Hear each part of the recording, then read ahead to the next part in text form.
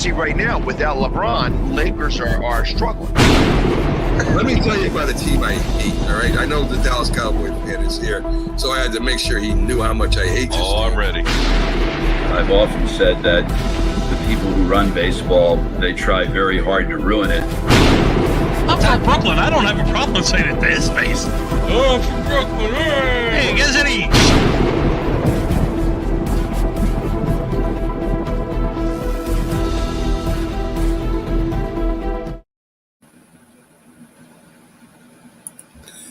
This is a presentation of Northeast Streaming Sports.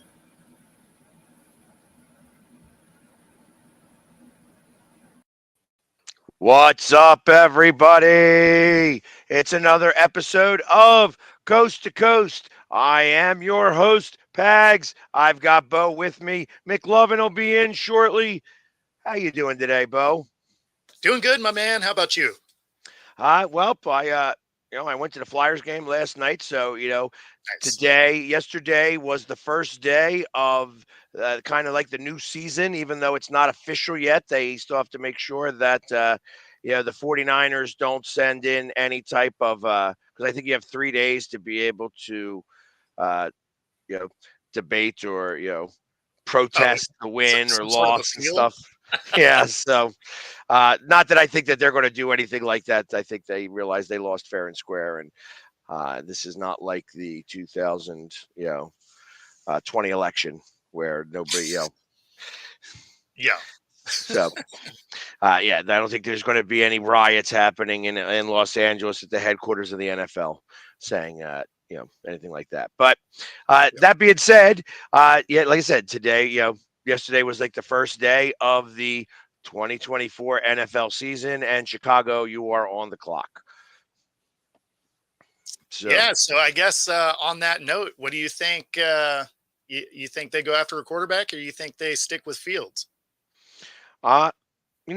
Interesting that you say that. I that's going to be part of our first segment because we're going to ask some of the biggest questions that each franchise has, and I'm sure that is the biggest question coming from Chicago's side. Hi, Mom. Good to see you. Yeah, appreciate that you always checking in. She's one of our one of the ones that are always listening. Absolutely. And she's definitely not my mom. She's Bo's mom. That's So, true. just so that we were all on that same page. She's the show mom.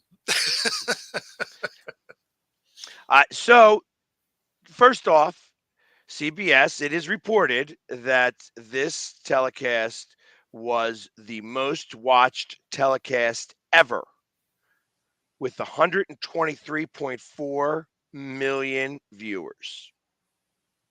For the Super Bowl? For the Super Bowl. Now, that includes CBS, Paramount Plus, Nickelodeon, CBS Sports, Univision, and the NFL Plus. Okay. So, 100 everybody. million, no joke. 123 million. So, there was the biggest one before that was 115.1 million.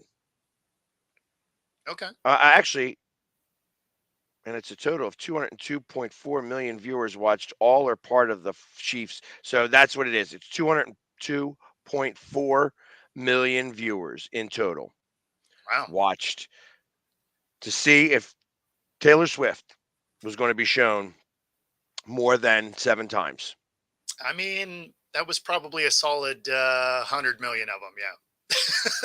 Well, I think I kind of agree with that. It's like normally it's about 125, 130 million people. Yep. So that extra 70 million were probably, 20 somethings, from like 16 to 20 something. Yep. And they were all saying, there's Taylor. There's Taylor. Look at how cute she looks. It's a weird way to watch a sport, but yes, I agree. That's probably what was going down.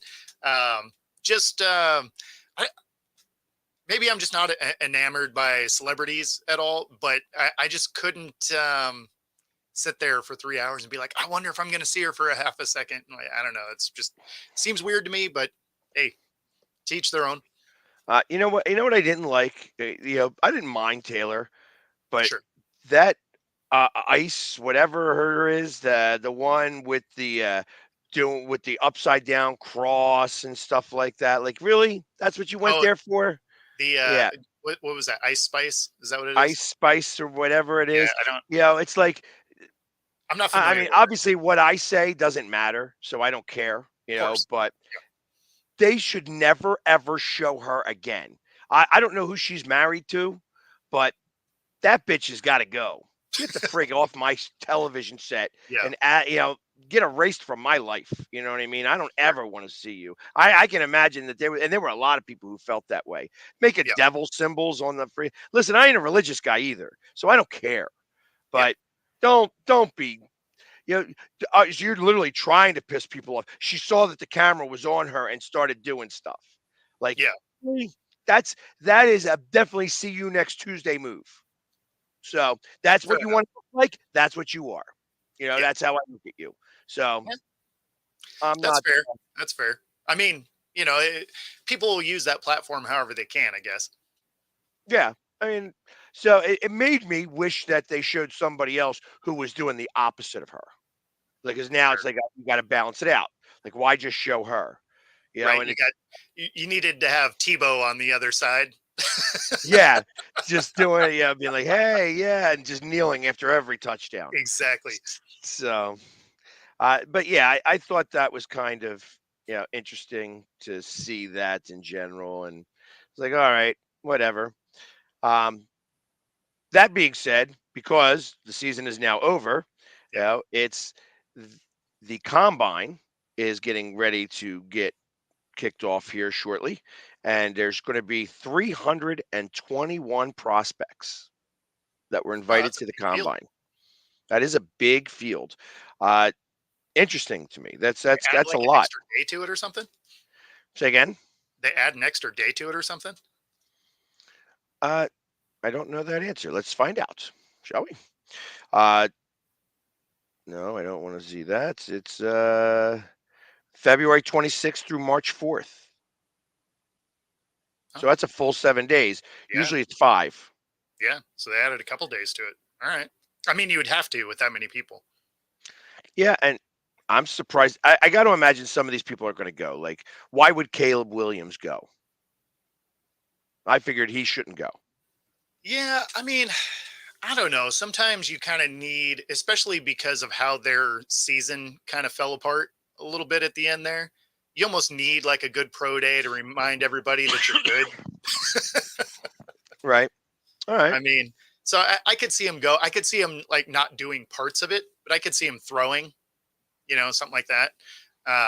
Maybe he doesn't, maybe he doesn't run or do, because you see that sometimes when they go to the combine and they'll do like just portions of it.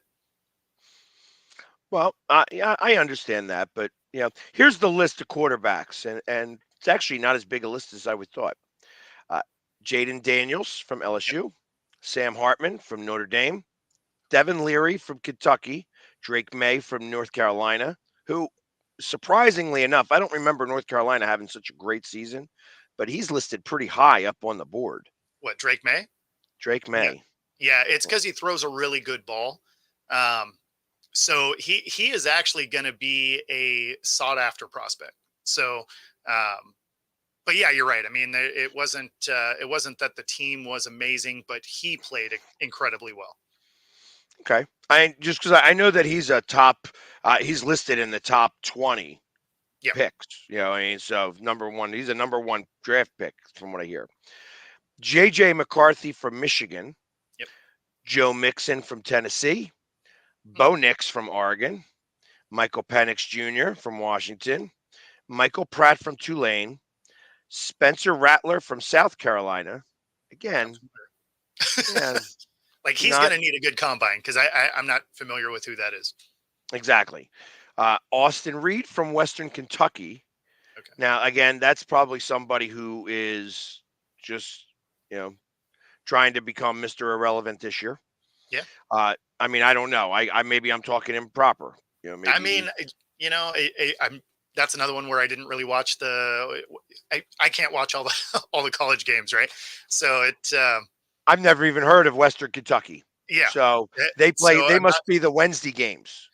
right. Probably. Yeah. I mean, I'm not familiar with his game, but I mean, any of those kind of guys, they're looking to have a good combine, good pro day, make an impact. And yeah, and then you're hoping to be Mr. Irrelevant, right? Because then at least you're getting your hat in the ring. Right. And South Carolina, is that still who was the coach? That was the coach of Washington for a little while. Spurrier? Steve Spurrier? Oh, Is he still the coach down there? that I don't know. I mean, he Yeah, I could don't. be about 120 years old at this point, but he Yeah, might for still be the real. coach down there.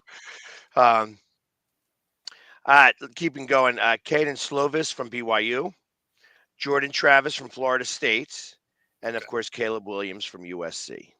Yeah. So, running backs are a lot more running backs than that. So I'm not going to necessarily go over all of them. The wide receivers, yeah, I got to imagine this is another one of these situations where I don't know that I would go. Um, Marvin Harrison Jr. from Ohio Sure. State. Don't go. I wouldn't go if I was you. Yeah, Thoughts? I don't know. I mean, I guess it depends on if he wants to record his 40. Well, see, that's the thing. I don't know that I'd want to. Yeah, Yeah, just because, again, you are listed as of right now going fourth in the draft. sure. Are you going to move yourself up? You could only No, move back if somebody goes crazy and they start going quarterback nuts. sure, But they're sure. not going to go quarterback nuts in Arizona, which means that they You were wouldn't think slating so. to take you. Yeah. No, I So mean, you definitely wouldn't think so. So yeah, I mean, you're a top 5 pick for sure. So yeah, and there's a couple of names on here that are interesting to me that I feel like I'm a big fan of second and third generation players. yeah, So, uh, when I see a name like in the running backs, there's a couple of names that may or may not be second generation, but there are definitely one that stands out to me just because he was an Eagle at one point, and that is. I guess that can't even be the same. No, that's not the same either. So I saw the name Thrash, and I'm like, oh, that's probably him, but no, that's not him. That can't be. There's no chance of that. Well, I mean, So to save that part of the segment, Marvin Harrison Jr. is one.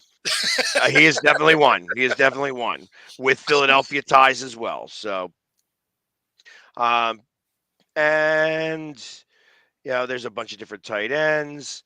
Yep. Offensive lineman is probably the crux. The offensive and defensive linemen are a bunch of their linebackers, not a ton. Defensive backs, also big amount. So, and then specialists, there's a couple of kickers and punters, a total of 6. Okay. 4 kickers, 2 punters. All right. Well, So Belichick doesn't have a job, so I mean, they're not going to go early in the draft. there we go. I like And look this at this. There we go. That's a great stat. Absolutely. 12,000 followers and go. So you could see us on the big screen on our Roku channel. Go to the Northeast Streaming Sports Professionals, or Northeast Streaming Professional Sports. We're all over the place. You could You know watch it. us on the big screen. So awesome. 12,000. And that's all because of you guys. So we really do appreciate that. So, anyways, yeah, like I said, 321 is a lot of names. There's a lot of names there, and Yeah. I wish them all luck. I don't imagine everybody's going to go. Like I Where said, if I where is was, the combine this year? isn't I, it always in Indianapolis? Yeah, oh, you know what? I think you're Indianapolis. right. That's right. So it's always there. That's right. Uh, I forgot that doesn't move. yeah, that's actually they were talking about moving it, but I don't know that that's actually going to work. Um, and like I said, I did mention it. Oh. Zimmer did not leave Dallas. He is the new defensive coordinator. I mean, They you had just, to think that was going to come together. yeah, I thought so too. I mean, It was they just met with him like 4 times. At some point, you just got to pull the trigger.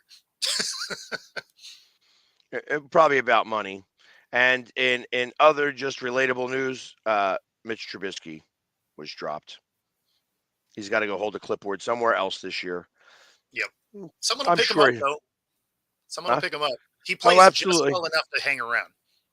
Well, he's a good backup quarterback. Exactly. That's what I mean. He plays just well enough to hang around the league. Like he'll be that, you know, 15, 16-year vet that basically is always a backup. That will have about 4 games that he will star. He'll fill in for somebody and he will star, and Yep. then he'll get another starting job, fail miserably, and then go back to being a backup again. I think him getting starting jobs, the ship has sailed on that. I think everybody knows at this point that it's like, okay, he's going to come in, he's going to have a great couple of games because nobody has tape on him, and then he's going to go right back to being Mitch Trubisky. Well, that's very, very possible. We will see. Because everybody loves a backup the first couple games, right? Because nobody prepped for him. Well, especially if you have a quarterback that's got question marks in the beginning, to begin Exactly. with. So ultimately it's, I mean, Indianapolis could be one of those spots. I mean, I don't know if, I guess Minshew performed well enough, but he didn't make him to the playoffs. So, Yeah. I mean, Minshew played well. And then, of course, they're going to get AR back, right? So I think they're fine as far as quarterbacks are concerned. well, that's what I'm thinking. Minshew was only on a 1-year deal, I thought. So ultimately, Was it he only? may move on because he did play well enough. Could he have a job where he could compete for a starting job? I mean, possibly, especially if they snatched him over to like Atlanta, That was the first team that came to my mind. right? Like he could Possibly compete there. even Tampa. I could see that. I could see Yep. that would actually be hilarious. I would watch that because That Baker and Minshew are very similar in the way that they can either come and ball out or throw a bunch of picks. Um, that would be a fun competition to watch. Yeah, I agree. And even that whole division, really, as I think about that whole division, even New Orleans, are you sold on what, Carr did?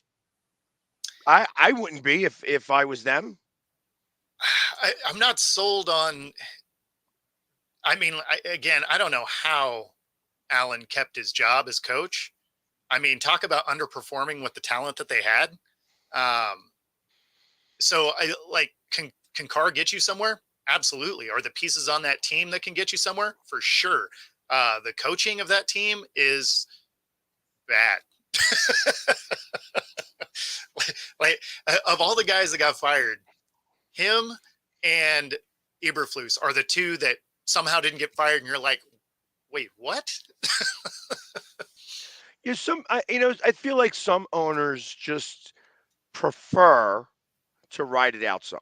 It's just that there is.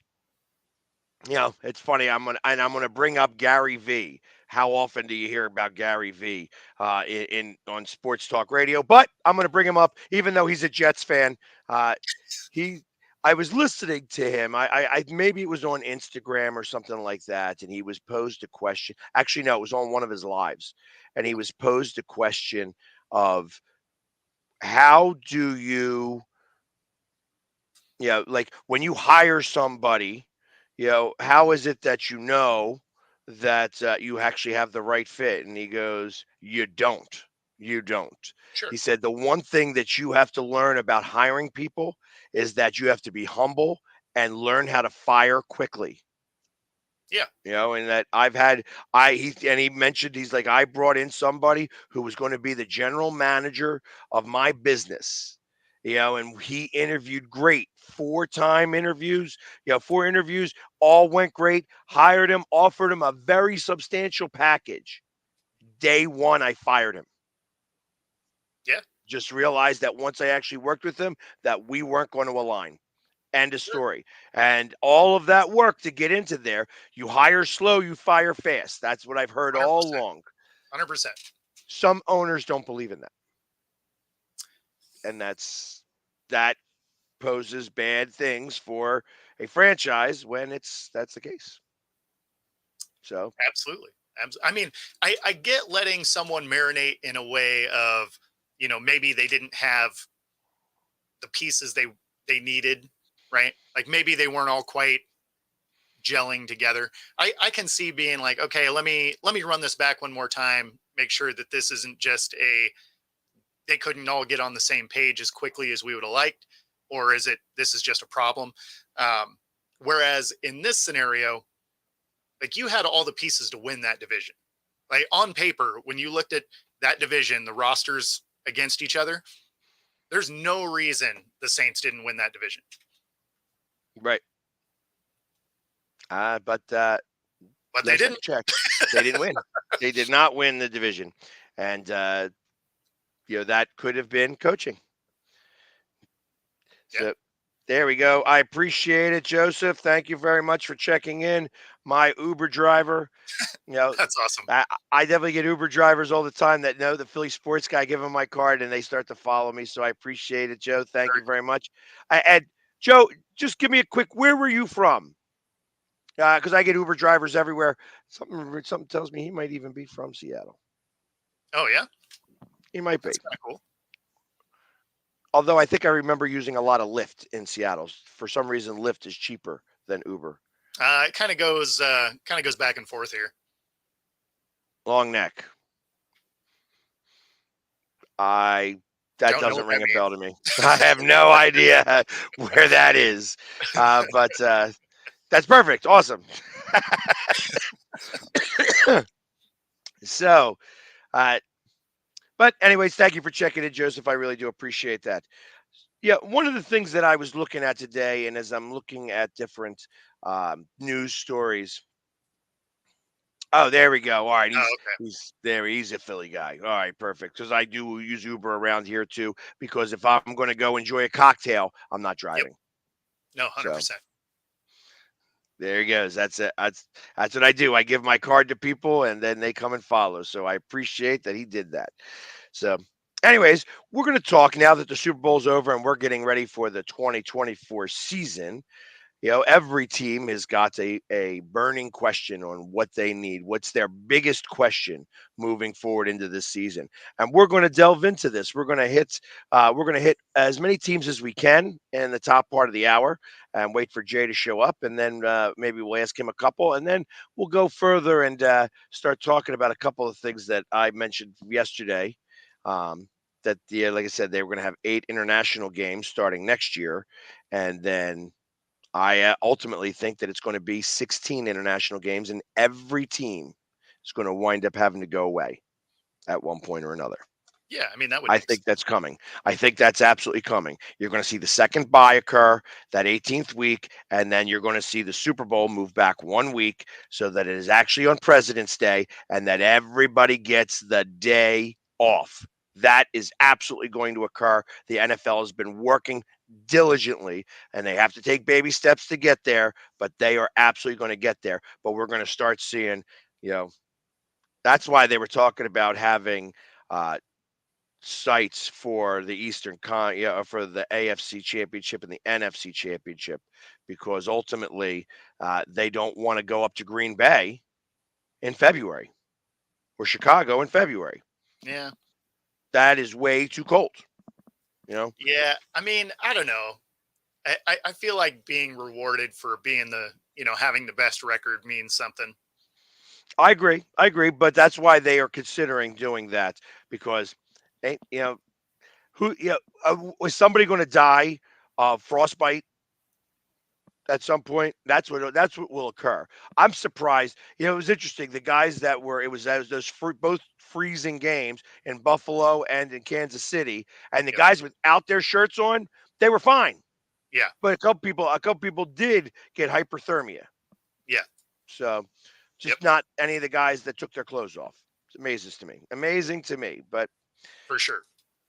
But let's get started. In what is every team's biggest question, at least according to Daniel Valente. Not sure who he writes for, but according to Daniel, he's the one that wrote this article. We're going to find out what is the Arizona, like everybody's biggest question, starting with the Arizona Cardinals, which is in your division. Yep. And it says the biggest question is, will they make a huge move? Because ultimately, it's right now slated that they are going to get Marvin Harrison Jr. unless somebody moves up and takes him third or second or first. But I can't see Washington trading back unless it goes trading back to number 5 or 6, Yeah. because one of those teams want to do it because they are desperate for a quarterback too. Yeah. Chicago probably has an opportunity to do that, but I feel that anybody who's going to move up into that number 1 spot has got to get a quarterback. They're not going to take a wide receiver. If you're going to give up the capital to go to number 1, you're getting a quarterback. You're definitely not going to risk it on a receiver. Right. So I really believe, and even if you're doing that in the number 3 position, and what is that? The Patriots? I believe you're right. Yeah. So it's because it's Chicago, Washington, New England, and then Arizona, I Yeah, think is believe how that goes. Ultimately, I can't see them doing it. So I guess you you have your quarterback. You're stuck with him for at least 2 more years because of the cap hit on Yeah, Kyler he'd be Murray. far too expensive to move on from. And I got to imagine that you really wish you kept in that clause saying that he had to watch the film. Everybody made a joke about it, and then he didn't watch the film. So Yeah. and that's kind of ridiculous to me that public pressure is what caused them to remove that. But Oh, see, I thought it was pressure from Kyler's camp. I thought it was public pressure. Like, hey, this is ridiculous. And, that, of course, Kyler's camp said something about it too. Like, really, you're going to put this clause in here? He had already signed the contract. Yeah. So it was already there. Oh, we're going to remove it after the fact? Are you kidding me? Yeah. Now it seems weird. And I mean, if you are not watching tape, to the point where they're saying, hey, you don't watch tape. I don't really feel bad about that being in there. Be like, hey, it's part of the position, right? You got to lead us. You got to actually know what's happening. So, I mean, you can only survive on talent for so long. Well, I hear that. And like you said, he's not, I don't even think he's the best of quarterbacks. No, So, I mean, he's athletic, right? So he can bail himself out of situations. But yeah, I mean, I don't think he's the best quarterback. Honestly, he's just kind of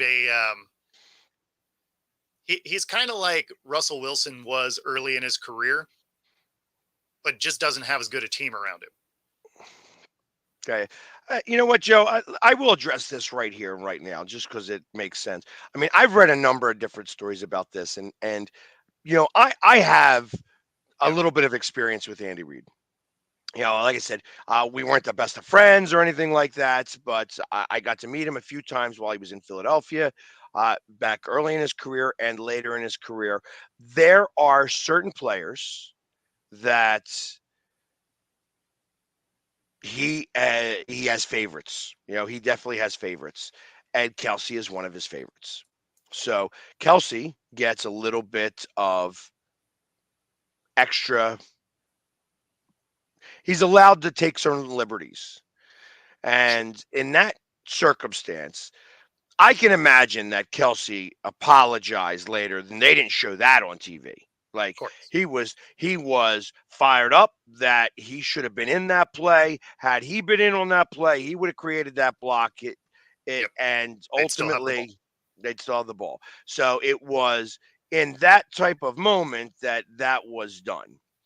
That being said, he took a liberty with the coach that not everybody is going to be able to do.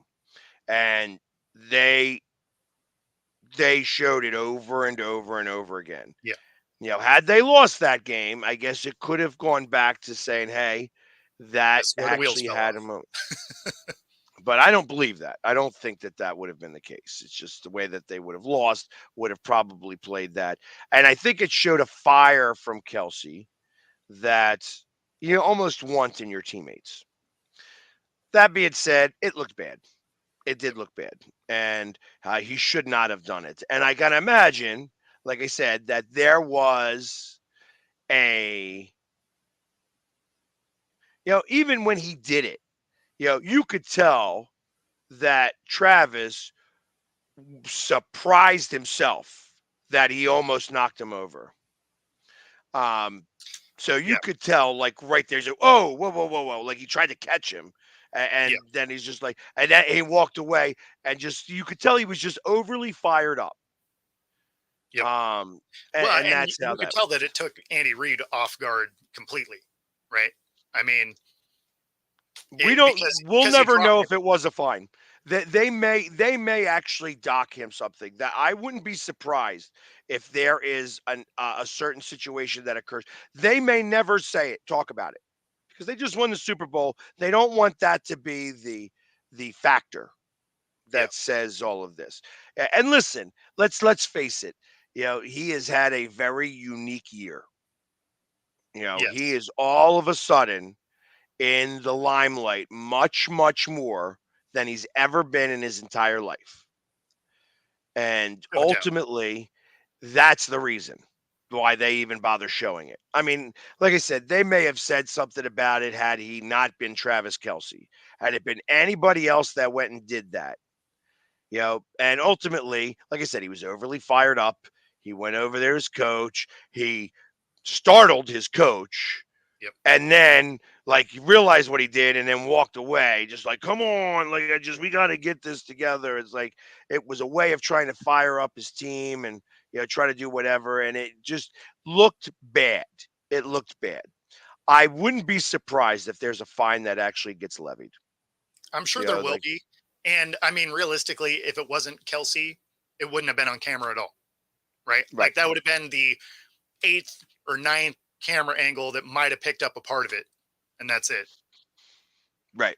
But there is people watching Kelsey all the time, all the time. It's like, hey, when something good happens, you're going to show Kelsey, you're going to show Taylor. That's what happened. And Yep. every time there was a good play, you showed Kelsey if he was on the sideline, and then you showed Taylor. It's almost like they could have blown kisses to each other during Pretty that time. So I that's what I really have to say about that. I don't think it's as big a deal. I think that like I said, it was a, a, a fired up moment. It Andy Reid's going on and moving on from that play. He didn't move on from that play right away. He startled him. Andy Reid has gone straight out and said, "Hey, yeah, no, he's fine. He was fired up at that moment, and my balance was a little off." So, Yeah, I mean, uh, he came up from the side, like he didn't see him coming. I mean, you know, that's going to catch you off guard no matter who you are. right. So I think that there will be something that comes down from that, but that won't make anywhere near the news. Like they're gonna that's an in-house situation right there, where he's going to probably, once everything calms down and they get the dust settles from this, Andy Reid's going to call him up and he's going to be like, "Hey, yo, there, douchebag," you know what I mean? Yeah, you know, I would like an apology there, dumbass. pretty much, pretty much. And I think that's how that ends. So ultimately, it's not going to be a really big deal. All right, let's go. Let's keep moving on. No question. Number 2 franchise, because they're going to go in alphabetical order here. The Atlanta Falcons. What do you Okay. think there? I'm going to say, I'm going to ask you if you have an idea on what their biggest question is in the offseason. Well, I mean, for them, it's got to be a quarterback. I mean, Ding, ding, ding, ding. You are right. You are correct. yeah, I Will mean, they find their quarterback? like it's their biggest hole because they have pieces. They have a defense that's competent, right? I mean, it's not a lead or anything, but it's good. And they have some pieces that their new coach will probably figure out how to use. And, you know, Yeah, like hold on. You mean like maybe Bijan? right? Like Playing maybe him sometimes you should use him every game, right not just every game. not And just you know every what other. else you got? You've got a fantastic tight end over there. Absolutely. Pitts is amazing tight end. Yep. That maybe you should have both of them play really well. If you had the proper quarterback, and somebody who actually knows how to call defense every once in a while, Yeah. could they be? Could they possibly rival? I mean, they don't have the receivers that San Francisco's got. Obviously, No. Ayuk is a great receiver. Debo Samuel is a great receiver. So they don't have all those pieces in place. But they got a good tight end and they got a good running back. Well, and they have cap space, so they could actually make a play for Ayuk that San Fran may not be able to keep. Maybe. So, So it'll be interesting. Michael Evans, same situation. He I would. was going to say that was the other option. They could go after a guy like that, or if they wanted to drop some draft capital, they might even be able to go and target a guy like DK.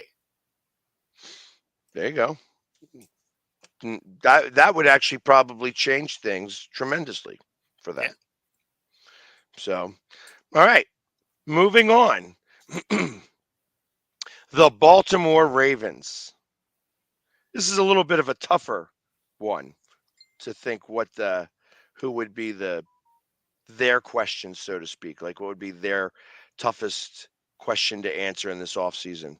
So for me, I would think that they would want to go after a receiver because they had receivers on 1-year deals, not with not their first round pick, obviously, but it is a major piece in this offseason. They're going to have to find out because you had guys like OBJ that are just a 1-year deal and they're not going to be able to bring those guys back. They don't have the cap space for it. So they're going to have to go after a receiver. And Are you cheating over there? Are you cheating? no, Because is that that's what what he it has? is.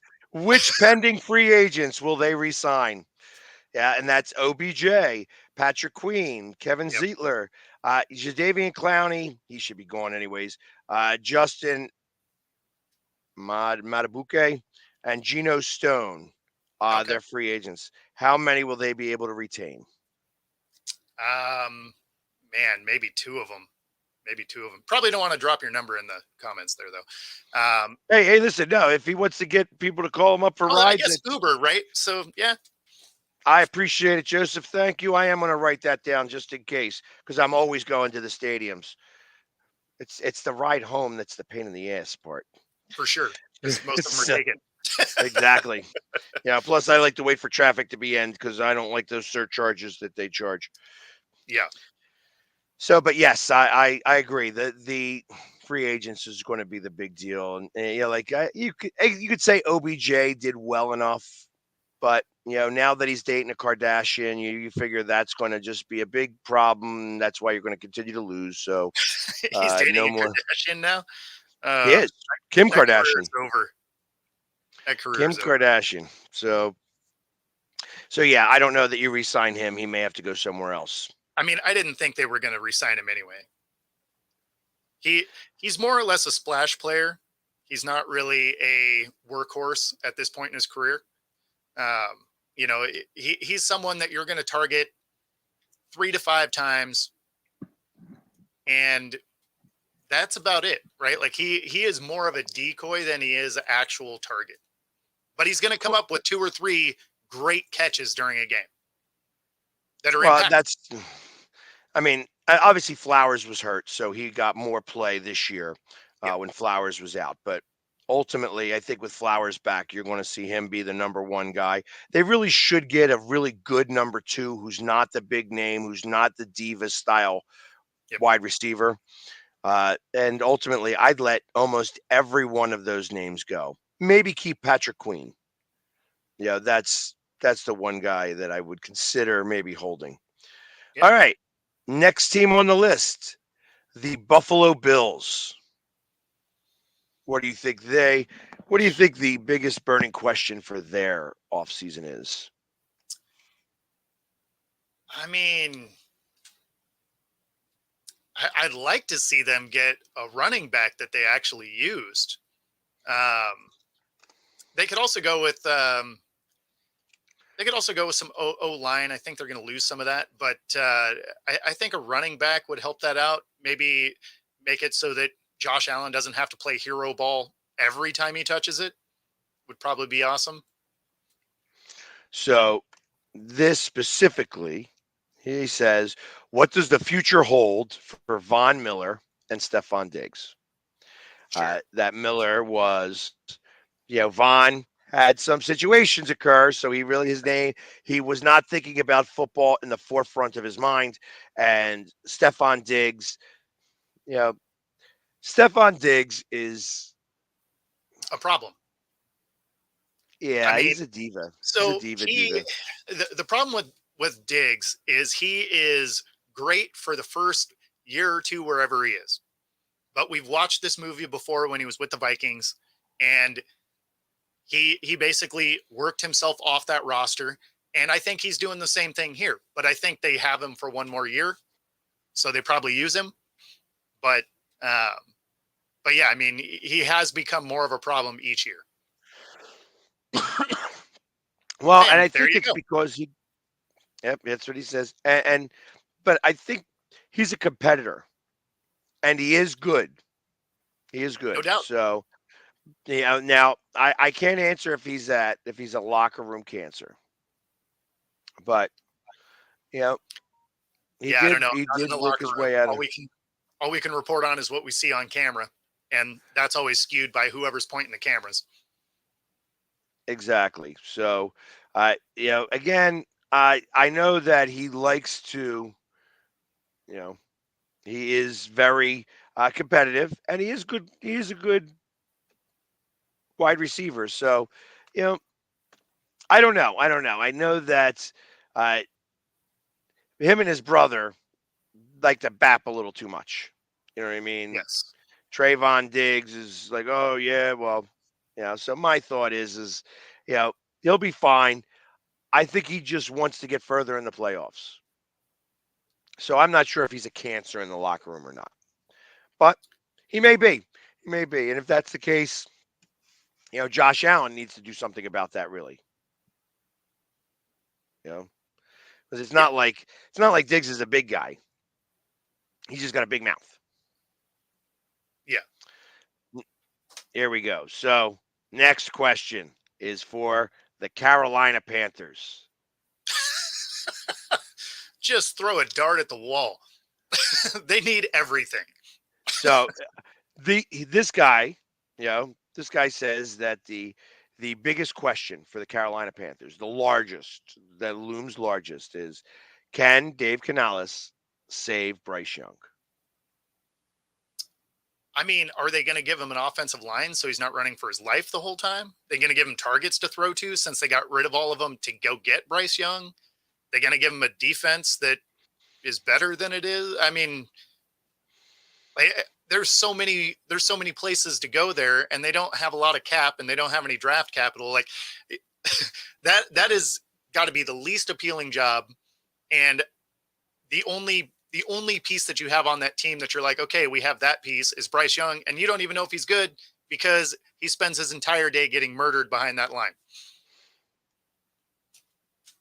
Yeah, I don't know. I kind of agree with you. I mean, there's just they need an offensive line. Are you able to get an offensive line that quickly? I don't think so. I think that you are stuck a little bit. You're like, okay, you're going to have to uh, do something in free agency, and you're going to have to do something in the draft. You almost, like I said, you have to invest your second and third round pick in big guys. In fact, you might as well do every one of your picks as offensive and defensive linemen. If I was that guy, if I was the person, the GM running that show, you don't have a first round pick. So then you means you got to start backing people up and backing them up. So that means I would start getting offensive and defensive linemen and cornerbacks. Spending that's what my draft consists of. Offensive line, defensive line, cornerbacks in that order. Yep. And see if you can And get a solid late round tight end so he has an outlet pass. just grab the second tight end from Iowa. You know what Pretty I much. mean? And That's what you would have to do. Or big wide receivers. You Yeah, know, either or. But I would almost agree that they should take a page out of the San Francisco playbook and go back to a fullback and get a fullback sure, almost.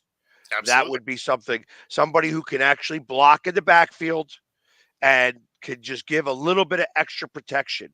It's almost as if it would be worth it for them to go into like a wishbone formation Yeah, no, I where could you see that.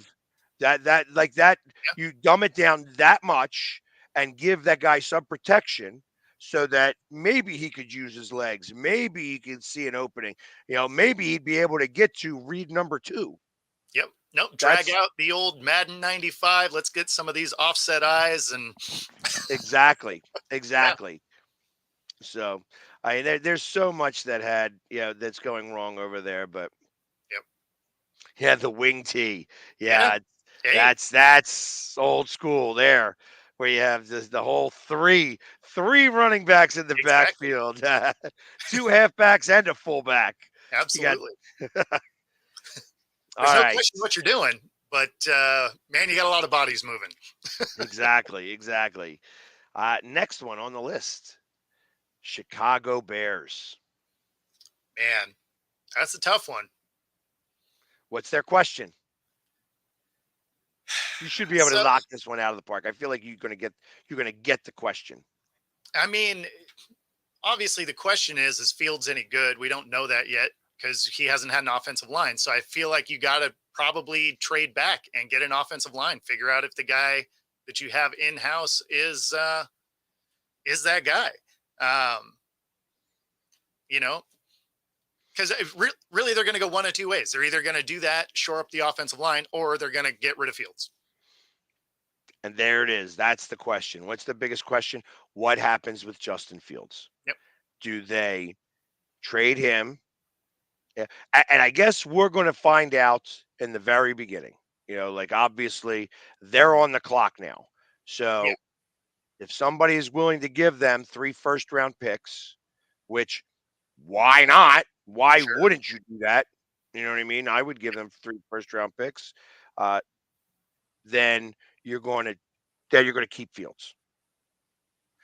If not, you know, you're going to maybe take Caleb Williams and move on. And then once you draft Caleb Williams, where is Fields actually go? Like, and not go, but like, what type of draft pick are you going to get for him? You're going to You get a almost going to trade him beforehand. you're going to get a 3 probably at best, right? Because at this point we still don't know if he can play, right? I mean, the yards that he got mostly came with next to no air yards, right? So he was throwing inside the 10, a lot of things to the flats, like bubble screens, stuff like that. I mean, he didn't press the field all that much during the season. So, I mean, and any quarterback can throw to the flat. You and I could throw to the flat, right? I mean, you don't have a lot of pressure yet because it's soon as the ball's snapped. But yeah, I mean, it's I don't know. I think a 3 is probably at best. It's probably going to be like a 4 with an escalator, right? It's going to be. We'll give you a 4 if he does well. It could become a 3. And then there will probably be, something the following year, like a 5 or a 6 or something, right? Like there'd be a little bit of a package, but it's not going to be anything great because we haven't seen anything yet. Yeah, and what Dustin's saying here, I think that's way too much. Oh, there's no Way way too you give up a much. first rounder for him. No way. And, No and the way. big reason why you don't give up a first rounder for him is no matter where he lands, you have to give him a contract. Right. So, I mean, he's going to have his last year, and then there's the 5th year option.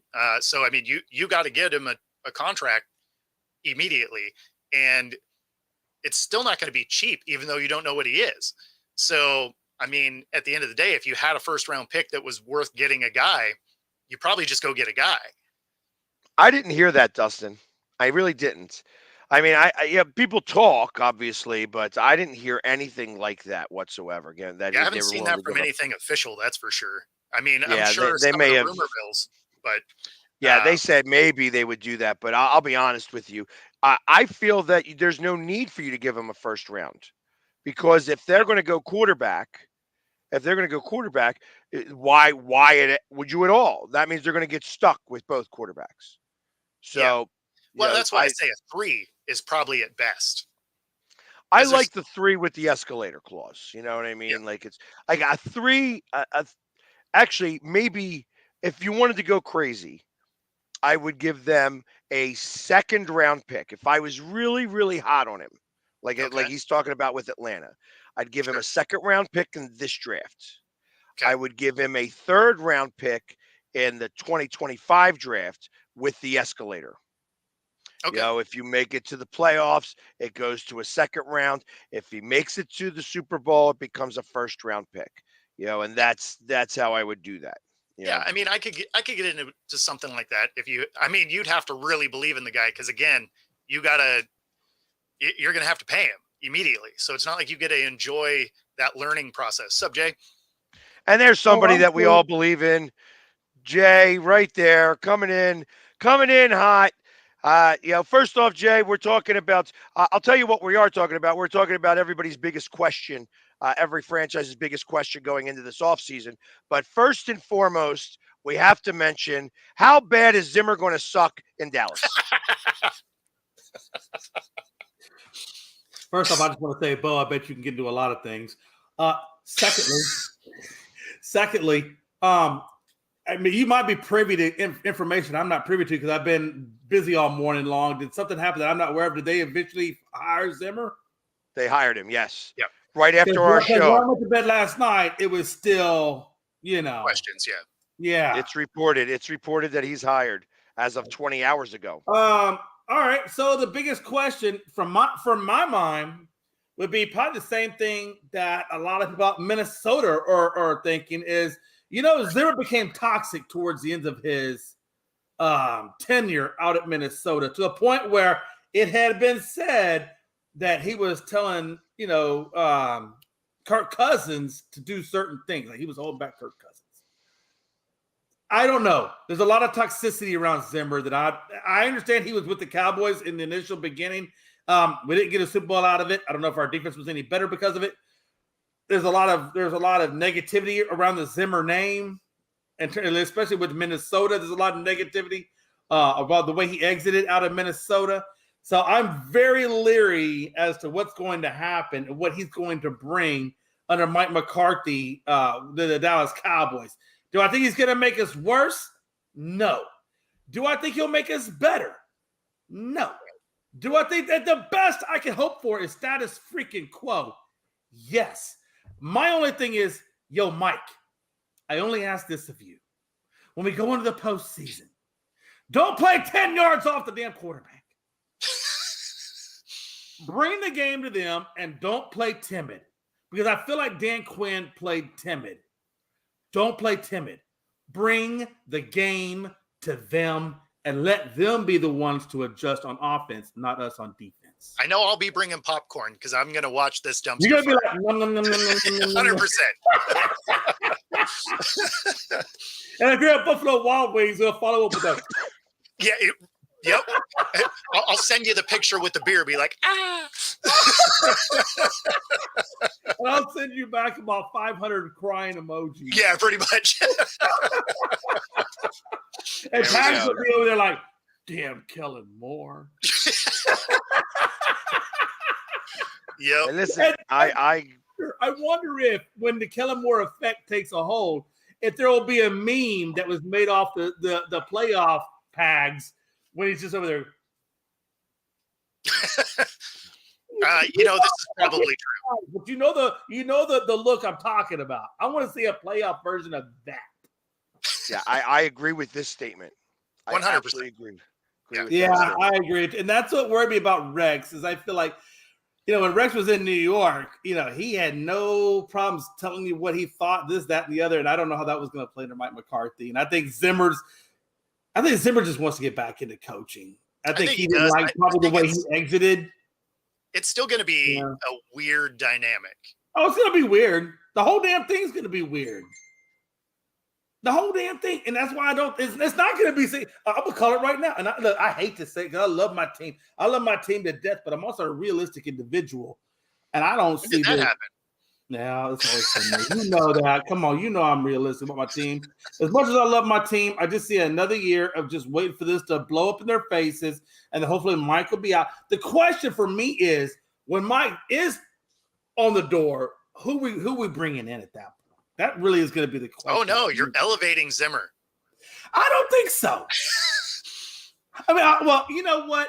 I say for entertainment value. So. You are bringing Zimmer up. You know what? And if that happens, I'm just going to be like, you know what? Bring on Stephen Jones. How long has Jerry got left on Earth? Oh, I thought you were going to be like, you know what? Maybe I am a Texans fan. No, you know what? That's the thing, though. You know, that really is the thing. You know, look, Bo, you've heard it a million times. You cannot control the way in which your team operates. You're still a fan no matter what. Sure. I can't control. And maybe it was the original. Correct me if I'm wrong, Pags. You were on the team, or you were on the show with the Dallas Cowboy superfan guy, and I think he's the one that said it on your show. I can't control what my team does, but it's not going to take away from me being a fan of my team. No, I think that's how he was coming across. And then that's exactly correct. And that's what we have to do as fans. You know, we live and die by it. For sure. I mean, that at the end of the day, day, is a very true statement right there. And if Coach Prime comes in, okay, let's see what he does. You know, that would be.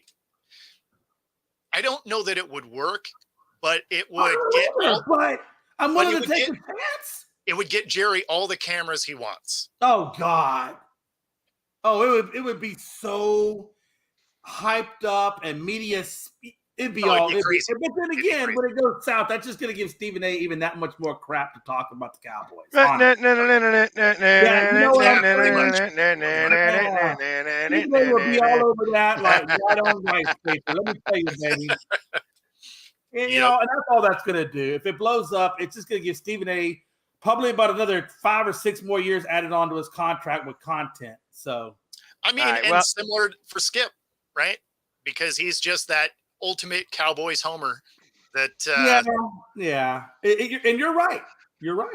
I can't stand him either. I cannot stand him at all. Not even a little. I can't stand either one of them, to be honest with you. I'm not a Stephen A. and I'm not a Skip. I like to go somewhere in the middle of all that. But Colin Cowherd. you know who I like, honestly? I like Wilbon. Michael Wilbon. Michael Wilbon's okay. I'm just trying to say, the more down the road in the middle of the two of those guys, I'm kind of that's kind of where I fit myself into. Yeah, is it Michael Wilbon? Is he the one that does that? And Kornheiser, Wilbon and Kornheiser. No. I thought you meant the actual the guy who calls the games. Michael Wilbon. He's the black guy with the bald head. Him and Kornheiser. Yeah, I was thinking the other black guy with the bald head. So it's not like that though. Like I kind of go down more that road, honestly, than the other two. Understood. Well, listen, hey, we're just about at the top of the hour here. This is a good time to segue and take our break. We'll come back here. We'll ask some more questions about the franchises coming up here. Yes, Mike Tirico. I appreciate that. Thank you. So let's take our break right now, and then we will be back for the second hour of Coast to Coast in just a few moments. I hope they got my. I mean, you can see right now, without LeBron, Lakers are struggling. Let me tell you about a team I hate, all right? I know the Dallas Cowboy fan is here, so I had to make sure he knew how much I hate this team. I'm ready. I've often said that the people who run baseball, they try very hard to ruin it. I'm from Brooklyn. I don't have a problem saying it to his face. Oh, from Brooklyn. Hey, isn't he?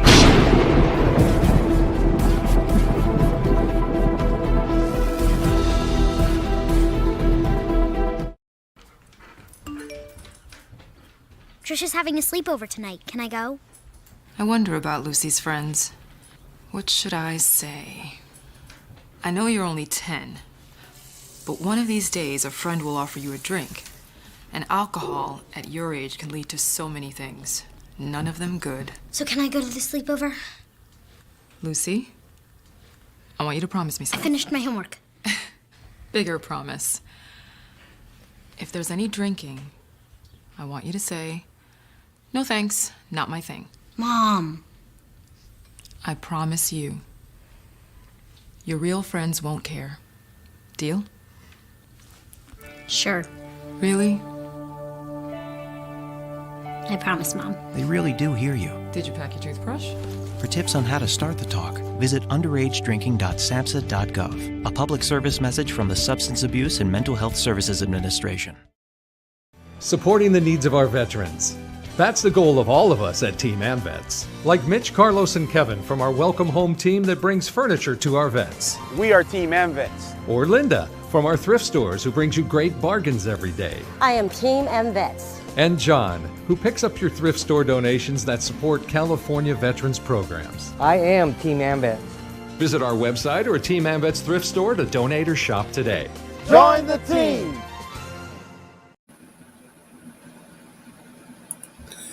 This is a presentation of Northeast Streaming Sports.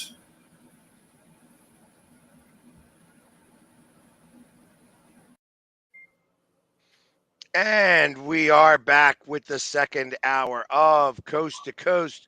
All three of us are here. All three of us all believe that Mike Zimmer is going to suck with the Cowboys and that franchise is going to fail miserably. So as we keep moving forward, because the Dallas Cowboys are coming up on our list to find out what their biggest question is in the offseason, we are at right now with the Cincinnati Bengals. And I'm going to hold off on my quarterbacks thing for the next time, for tomorrow. We'll talk about that tomorrow rather than today, because I like these questions here. May I say just one comment? No. All three of us definitely are.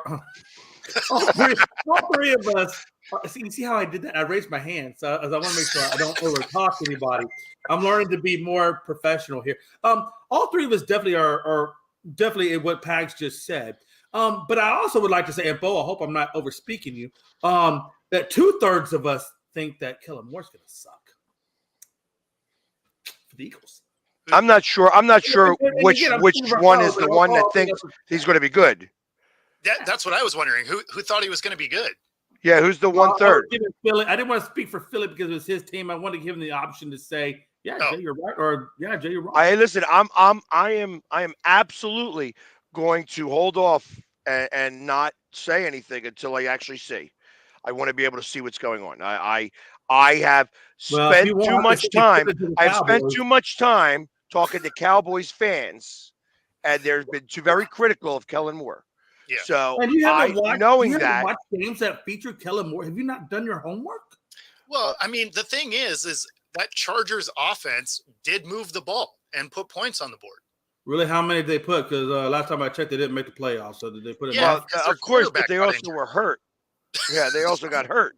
You know, so their wide receiver got hurt. I hate that with the Chargers because that's always, if you want to know if you can be successful or not, and if you're not sure if you can be successful, just go to the Chargers. And if you suck, you can always blame the injuries and go somewhere else.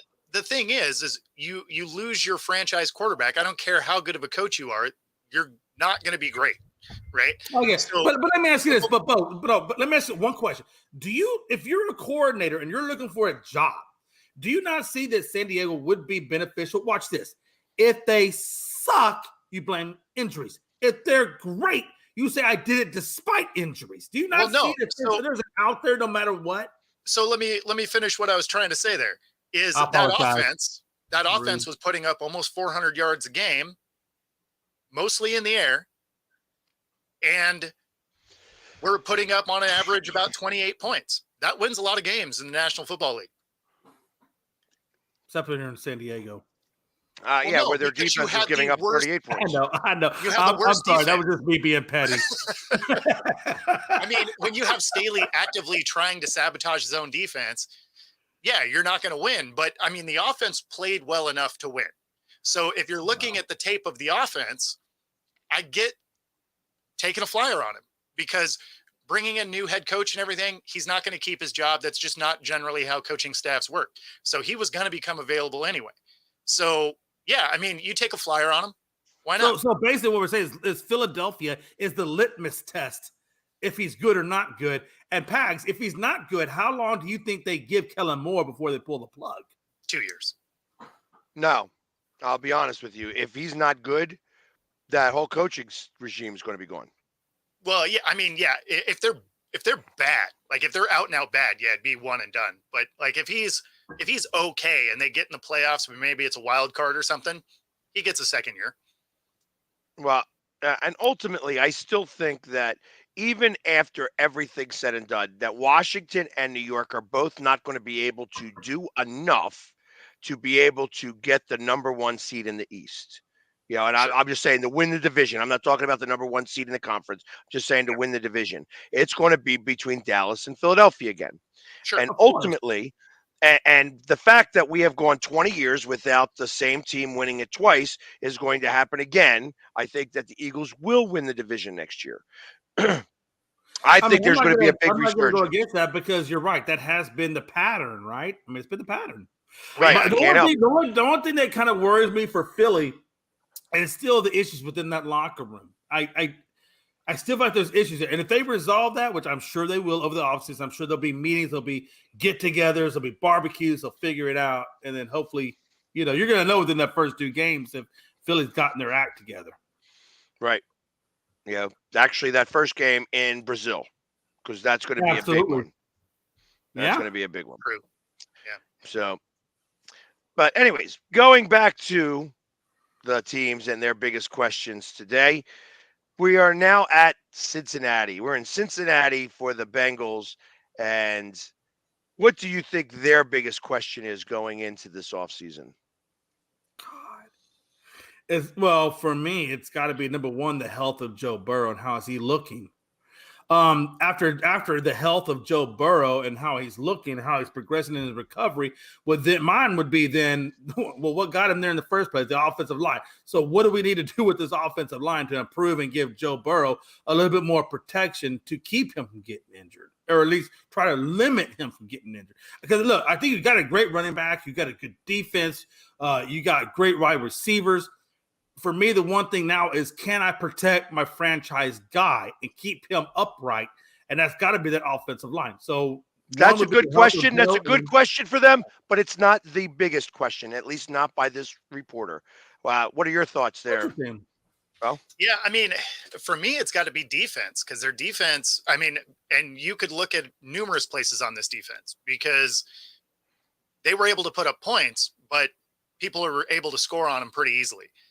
The other question is that running back, he signed a 1-year deal, didn't he? Mixon? Yeah. I thought he just signed a 1-year deal. So if that's the case, then they're going to have to look at a running back as well. No, actually, so he's actually due a roster bonus. That's the question that they're asking here specifically. Which skill position stars won't return? They don't talk about the offensive line. They don't talk about the defense, both of which are both acceptable things to talk about for the Cincinnati Bengals. But they are T. Higgins, Tyler Boyd are scheduled to be free agents. Joe Mixon is due a $3 million roster bonus on March 16th. So if he's here on March 16th, he's going to get $3 million. I don't know what their cap thing is, but I got to imagine they have a tight cap if that's what this guy's question is. You know, that which skill positions won't return. T. Higgins, however, if he becomes available because he's a free agent, Tyler Boyd, also very good receiver. If one of those goes to Atlanta, yeah, that's again, we keep thinking Atlanta is the spot where anybody goes. I don't know that I believe Arthur Blank is even smart enough to know. Stuff. Now, wait a minute. I will tell you one thing about Arthur Blank. I have worked for his company. I am very familiar with Arthur Blank and his story and the way he has done things. And one thing I will tell you is, do not underestimate that man's intelligence. Because if you knew the Arthur Blank story of Home Depot and how Home Depot came about, you'd probably reconsider that statement quite a bit. No doubt in my mind. Hey, listen, quite a bit. You got to, if you're a billionaire, you have done a lot of things right to get to where you are. Oh, absolutely. Football is not one of them. Well, but I will say this: the one thing I like about Arthur unlike Jerry, and I love I love my Cowboys, but the one thing I love about Arthur is at least Arthur's willing to have a GM and he's willing to have a coach, and maybe he needs to revamp that side of it. But right, and but he I will seems like a say very this, but nice I will guy. say this, Seems I like a think, great guy. yeah.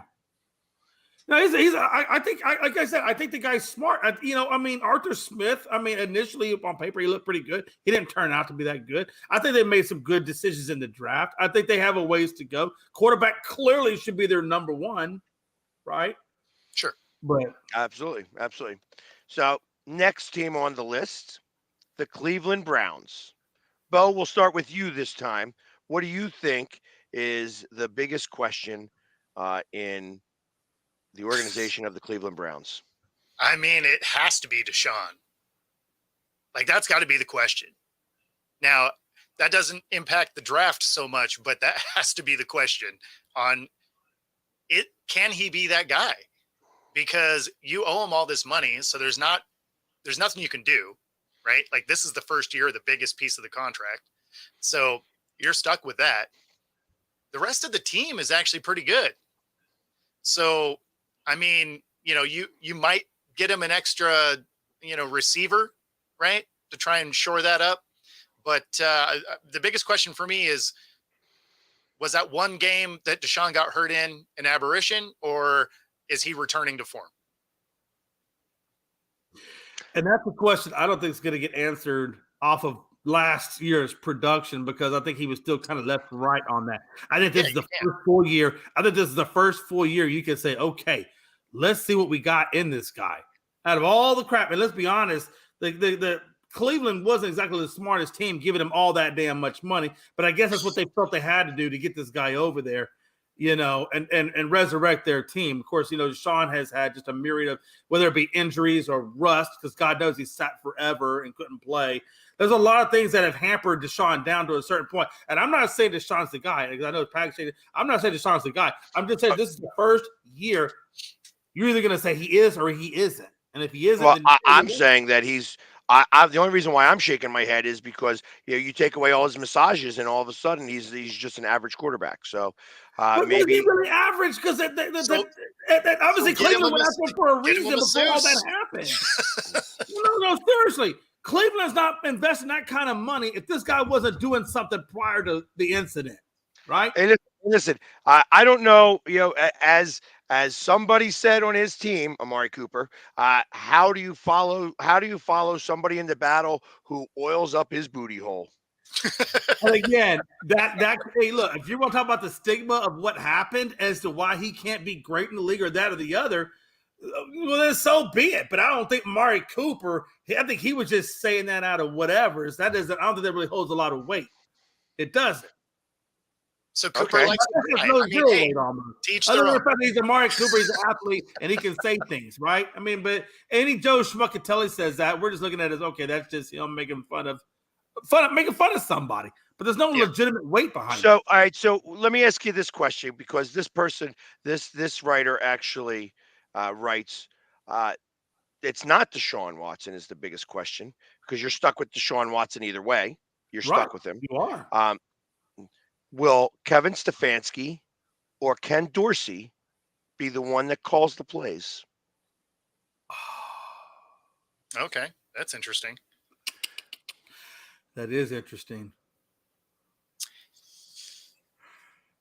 I haven't heard of any riffs. I haven't heard of any riffs between the two. I'm still saying I think Ken Dorsey calls the plays. Unless it comes out, and from Stefanski saying it differently, I still think it's Dorsey. Yeah. I think it should be Dorsey, but it may not be. Yeah. No, it should be Dorsey, but it's funny. I'm kind of leaning towards Stefanski, really. So that's the biggest question. That is a very big question. Yeah. Well, I just know when McCarthy did it, it wasn't like we guessed. Like, he came out and said, I'm calling the plays, and it was what it was. So I got to imagine it's going to be the same way there. I think Stefanski's going to call it. Wouldn't he just come out and just say it? Or is it just... I don't know. That's just their off-season question. So we will find out the answer to this question come September of next year. Yep. But the next team on the list is the Dallas Cowboys. And what would be their biggest question, you know, according to this writer, but like I want to hear what you guys have to say first. Yeah, I'll I'll just go. say. I'll be short. No, go I'll ahead, be Bo. I'm short because sorry. you're going to be long-winded. I know it. No, actually, I really wasn't going to. I'm going to go with the running back position. An a-hole. The running back position for me is a real question because Pollard, his contract is up. I don't know that they re-sign him.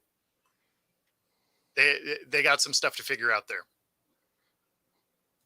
No, absolutely, and I wasn't going to be long-winded at all. I think it's a two-parter. And it's very short.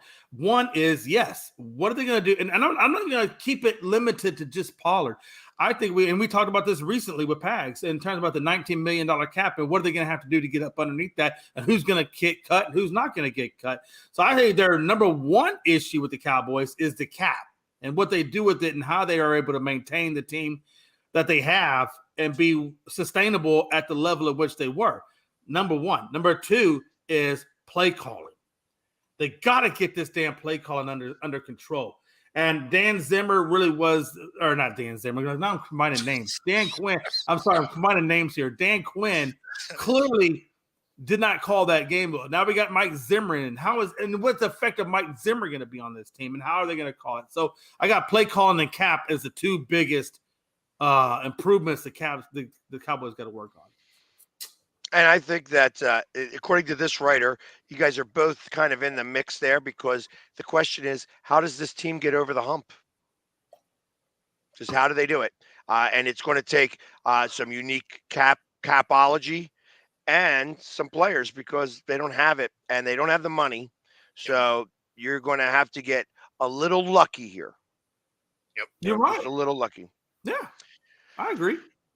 Next franchise on the list, the Broncos from Denver. Let's ride. Man, there's so much. What do you think is their number one burning question? Oh, it's the quarterback position. Yeah. Are they moving on from Russ or are they bringing him back? Because all they've been doing is jumping in and out, getting ready to play double dutch and haven't pulled the trigger. Like we don't know what it is they got going on, but the quarterback position obviously is going to dictate what they do from there. So it's got to be the QB. Yeah, I really think, moving on from the Legion of Doom and the things that, in my opinion, really brought the Super Bowl to Seattle much more than what Russ Wilson was. And I'm not trying to take away from Russ, but let's be honest, Seattle had a lot of really good things in place that brought that Super Bowl much more than just Russ Wilson. I think this is the litmus test for how good is Russell Wilson really? Like, where does he really fit in terms of how good is he really? And Denver was a litmus test for that. And if you can't do something great with the Sean Payton that brought over what's-his-face from San Diego, Breeze, over to New Orleans and revamped his career and made him as a 5'10" underperforming guy into the greatest quarterback that got a Super Bowl and Katrina, if you can't do that same thing, if you have that kind of guy and you can't do nothing with it, it tells you who you are. It tells you who you are. And so, again, I think the biggest coordinate is that quarterback position. Let me ask you this. Do they, because now they've walked back that statement, like, we're talking about how, he could be here in Denver, mostly because their accountants probably were like, hey, like there's 3 digits before the comma, that we got to worry about here. Exactly. Yeah. So do you think they figure out how to keep him there, or you think they figure out how to move on? And if you're going to move on, who are you going to move on for? Because then, and I think a lot of that part Stidham's their guy. Well, okay, right. Or, and I'm asking because this is all relevant, is do they move up in the draft to try to secure their guy of the future, making Russ irrelevant? I mean, they wouldn't really have to move a lot. No, right? I don't think they do. They got the 12th overall pick. Yeah. So, I mean, they're not going to get, the top 3 guys, but it's a deep enough quarterback draft. They can get someone. But if they do, who wants to trade for Russ with that contract? Well, and I just found out very quickly, and you are correct. You guys are both correct. That this gentleman asks, "What's the plan at quarterback?" All signs point to the Broncos cutting ties with Wilson after 2 seasons. If that happens, how will Sean Payton choose to replace him? Uh, they do hold the 12th pick in the draft. Here I go to find out. So I ask, what's Russell Wilson's cap hit? 35,000 or 35,400,000 is the cap hit, but he's got dead cap value of $85 million. Yeah, it's gonna cost them to let him go. Yeah, it ain't gonna be cheap. No, that's the But thing. Is it almost renders your team useless to move on from him. That's why I said it had to be the accountants going, "Hey, you know what? Maybe he should stay," because otherwise we have to let a lot of people go. Well, dead cap is 85 million, but that doesn't mean that he has to, because that would go over the entire length of the contract still, even if he was to go. So it would only be $35 million, $35.4 million for the year. I got you. So it's not the worst thing in the world. They just would be eating that for a couple more years, so 2 more years after that. Next, the Detroit Lions. What do you think their most burning question this year is? Can I answer that real quick? It's got to be play call. It's got to be Dan Quinn. It's got to be Dan Campbell, and his play calling in the last quarter of that game. Because let's be honest, this team is good, and they only faltered. They're only there or not there because of the missed call by Dan Campbell. Not because I don't think so. I think that there's. I know you don't got to think so, because if it was, it'd be a weird show. Well, yeah, but you don't go for the field goal. Why don't you go for the field goal? He stayed true to what it is he was. I wasn't mad at that at all. For me, I think the secondary is a question mark a little bit, because you can throw the ball on that defense. So I would look a little bit at that secondary as far as getting that to be a little bit better. All right. Actually, and this writer says, how much will it cost to extend Jared Goff?